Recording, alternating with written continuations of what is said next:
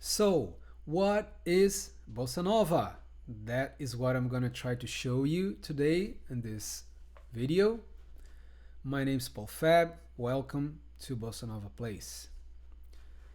Let's change my camera here. Okay, so there it is. What is Bossa Nova? You see, this is a beautiful impressionist painting of a beach in Rio de Janeiro, where I was born. I was born in Rio de Janeiro. I am Brazilian. I live in Canada today. I'm also Canadian, but my roots are in Brazil. My musical roots are in Brazil. So what is Bossa Nova? Let's go with the basics. It's a type of music created in the 1950s in Rio de Janeiro, Brazil, the city I was born in, okay? And it means new trend. Basically, that's what Bossa Nova is, the term, right? But what kind of music is that? Why it was called a new trend? Some people will disagree with me, and this is my opinion. It's basically a new type of samba. Samba was a type of music created by the slave descendants, poor people that lived on the hills, we called favelas in Brazil. They created samba organically, naturally. For a long time, samba evolved as a genre, and it is a very rhythmic type of music. We need lots of percussion instruments, and Bossa Nova was a new type of samba. Okay, there were lots of actors involved. There was not someone that invented Bossa Nova. Bossa Nova was a process, right? Jazz and classical music influence. Yes, I struggled with the jazz influence for a long time. I have struggled with that, but historically, there was influence from jazz even before the jazz players started to pay attention to Bossa Nova. Not by all of the people involved, but for some of them, yes, there was. And also classical music influence, yes. What was the difference between Bossa Nova and traditional samba? Modern melodies and harmonies. They differed from the traditional samba, okay? And also modern lyrics. They were very different from the traditional samba ones. Softer and simple arrangements. Yes, samba was lots of percussion instruments. When it, sometimes they use even orchestras to arrange a samba singer, woodwinds and everything. And the singers sang with the chest voice, like, oh, for the audiences. And Bossa Nova is everything like low profile.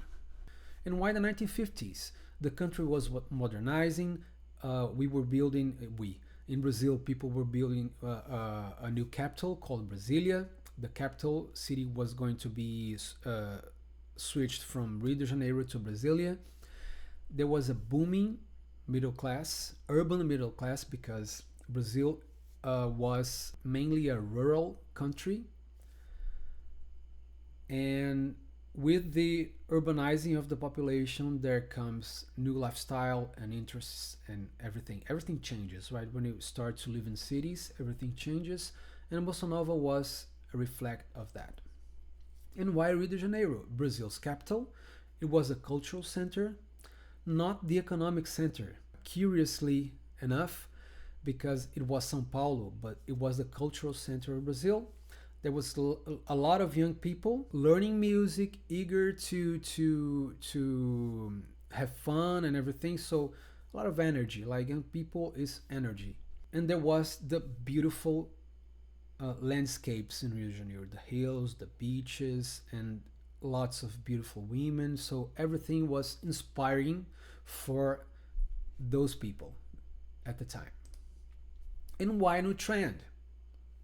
New trend, a different way for them to express themselves, right? They didn't like the lyrics. They didn't like the way the old school singers used to sing. They wanted low profile stuff, like something that you could sing more in a smaller ambience. But basically, it was a new way of singing and playing.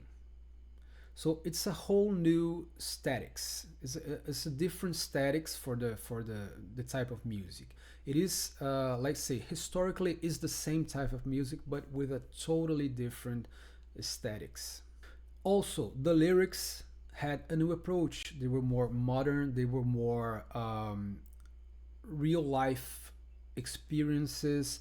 There was not so poetical, so grandiose and everything. It was a rupture. Basically, in the end, it was a rupture with the old. And now we go for the Bossa Nova pillars, what I consider the pillars. So I've been a musician since I was 15 years old, and I've studied Bossa Nova since I was 16. I make Bossa Nova, I learn Bossa Nova, I study Bossa Nova, I read about Bossa Nova. In my opinion, there are three pillars to Bossa Nova. Everything was built on top of these three pillars. So the first one was Antônio Carlos Jobim, the one that we in Brazil call Tom Jobim, right? I said someday in the YouTube channel, oh, it was Tom Jobim. No, his name is Antônio Carlos, not Tom. No, he wanted to be called Tom. Just see, there's lots of interviews with him. Everybody called him Tom, okay? But fair enough. Antônio Carlos Jobim, modern melodies and harmonies. He was different from everything that we had at the time, okay? He was absolutely modern. And he was not influenced by jazz. That's what I told you before. Even though jazz played a part in Bossa Nova, he was not influenced by jazz. He was influenced by the romantic classic composers. Vinícius de Moraes, he was the second pillar. He was a diplomat at the time. He was older than these two. He was more mature, let's say that. I don't know if he was mature, but he was, in theory, more mature. And he was extremely talented poet. He was a diplomat. He was a writer, a playwright. He was, a great artist as well.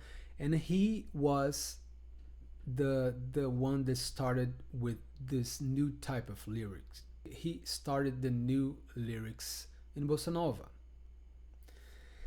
And of course, the third pillar, João Gilberto, the guy that invented the way of singing, low profile, and the guy that invented the Bossa Nova beat in the guitar, the strum, the classical strum, the guitar strum that people know. He was the one that invented it, okay? So these are the three pillars to Bossa Nova. But there were other actors. Carlos Lira, I'm a huge fan. Ronaldo Boscoli, huge fan as well.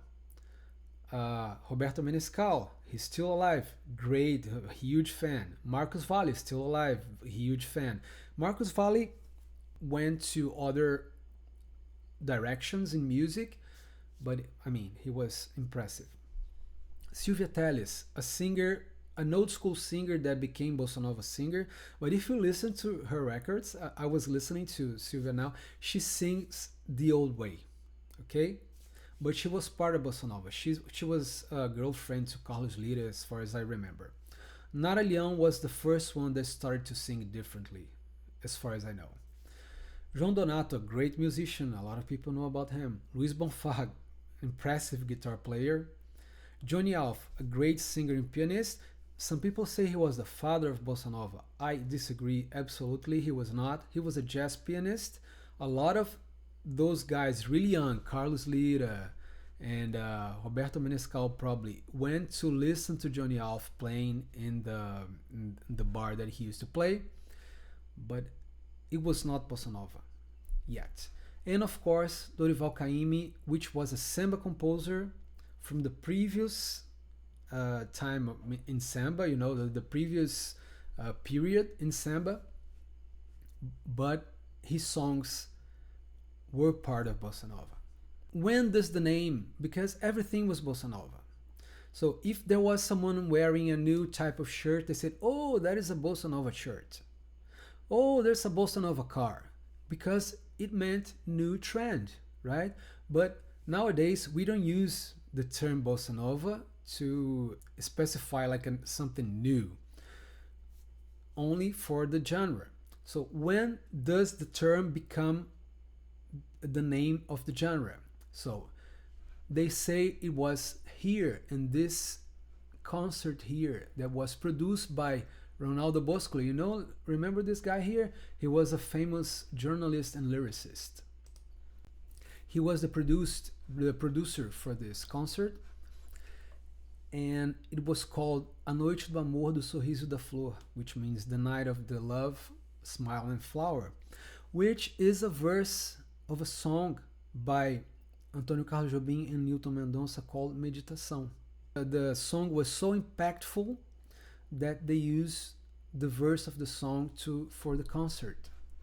It's a beautiful song. You should listen if you don't know it. So it happened in the College of Architecture in the University of Rio de Janeiro. I used to attend this university a long time ago, and it happened in May 20th, 1960. Okay, there were lots of artists there. João Gilberto was there, Silvia Telles, Johnny Alf, Os Cariocas, even people that had nothing to do with Bossa Nova were there, like Elza Soares, and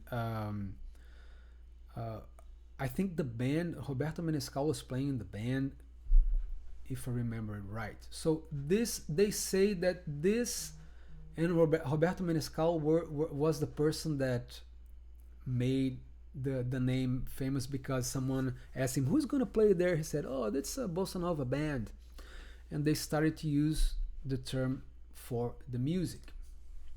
But when does it start officially? Well, in my opinion, there was not like a day when it started. It was a process, right?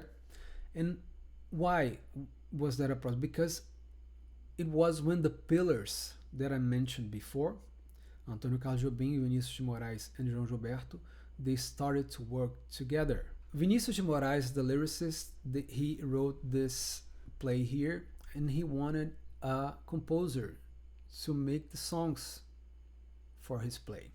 And he wanted someone modern, right? He didn't want the old school guys. No, he wanted someone new and modern.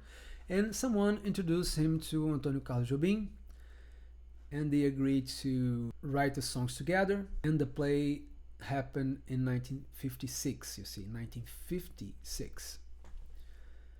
And there were two pillars working together, Antônio Carlos Jobim and Vinícius de Moraes. They say that the first song they wrote was one called Se Todos Fossem Iguais a Você.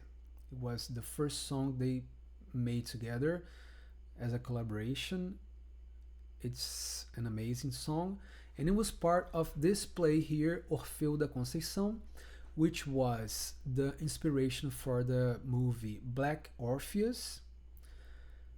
But this was a play, right? And the songs are different. They're not the same songs, but the story is like a Greek tragedy adapted for the Rio de Janeiro favelas, black people reality at the time. Another moment, very important moment. I have this album there. I'll show you someday. This was an album made by a small label called Festa in 1958. So it was a label so small, they didn't even release that much of music. It was more of people reciting poetry or texts. But they decided to make a record for this singer, which was a very famous singer in Brazil, Elisete Cardoso, at the time, an old school singer. She's from the previous period. And they wanted for her to sing new songs, and they called Vinícius de Moraes and Antônio Carlos Jobim, and they share the album with their compositions. So they're all collaborations. Each one of them has two songs by themselves. So they share the album, composition wise, and Elisete sings. Okay? And Antônio Carlos Jobim was the arranger. And he called a new guy named João Gilberto to record two songs in this album. Songs Outra Vez and Chega de Saudade. The name of this album is Canção do Amor Demais. Okay? Canção do Amor Demais. It's hard to translate this, but it's like Song of Too Much Love. This was a time where the three pillars worked together. They worked together for the first time. João Gilberto recorded his guitar only, and people were so impressed with what he did with his strum, his beat, that next year they offered him a record deal. In my opinion, this was the effective beginning of Bossa Nova. This when you really start. This is when it gets traction and people start to pay attention. So the name of the album is Chega de Saudade by João Gilberto, and in this album he records songs by Antônio Carlos Jobim and Vinícius. Carlos Lira has 3 songs there. There is Dorival Caymmi, there is Ari Barroso. He composed the song that we call Aquarela do Brasil, and you know as Brazil. Brazil, da-di-da-di-da-di-da-da. So this is the guy. João Gilberto sang and played, and Bossa Nova effectively begins, right? But it begins in Brazil, 1959. It got famous, and it grew, it got traction, and people start to love it, and the communications and transportations were not easy at the time. We're talking about 1959, but it took maybe a year, for someone to bring a record to New York, to United States, and to Europe, and people started to notice about this new rhythm, this new people making this new music from Brazil. Wow. And in 1962 there was this famous concert at the Carnegie Hall in New York, where lots of Brazilians went and performed. It was like, you see, like a Bossa Nova. I believe this was the original flyer. But you see João Gilberto, Oscar Castro Neves, Bola Sete, which was a guitar player, really influenced a lot of those young people. And Sérgio Mendes is here, you see, Antônio Carlos Jobim. And this was like the beginning of Bossa Nova in the world stage, let's put it this way. Everybody knew what Bossa Nova was now, after this concert. But this, in my opinion, solidified, this presented Bossa Nova to the world, because at the Carnegie Hall, it was a concert, right? And this is an album you can sell anywhere, you can take anywhere in the world. So this was the album that was a landmark for Bossa Nova, because it introduced Bossa Nova to the world, and it blended definitely with jazz. After this album, Bossa Nova and jazz are like in the same family. There's no one nowadays that don't identify Bossa Nova with jazz. And in my opinion, it's because of this album, which is a masterpiece. Antônio Carlos Jobim played there, João Gilberto, Stan Getz. Astrud Gilberto was revealed in this album by chance. It's a nice story. And Milton Banana, drummer, recorded this album. So this is a masterpiece. Every Bossa Nova fan should listen to this album. I created a playlist called Bossa Nova Essentials where I put iconic recordings. I try to shuffle a little bit. I don't repeat like lots from the same album, but it is a good universe for you to understand Bossa Nova, to listen to Bossa Nova, what it was. These are all classic recordings.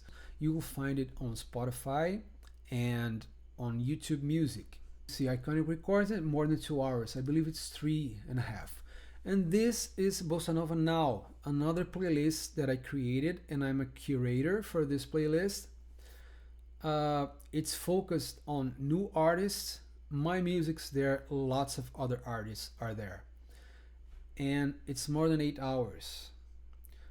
I'm gonna start to show this artist on the channel and on my Facebook page, so you get to know them, because everybody talks about Bossa Nova. It's like a moment in time, but there's Bossa Nova even today. Trust me, there's lots of Bossa Nova today, and the fans should learn about it. Okay, so that's it. That was my presentation for you to what is Bossa Nova. It was not deep. It's just for you to have like an idea of what Bossa Nova is.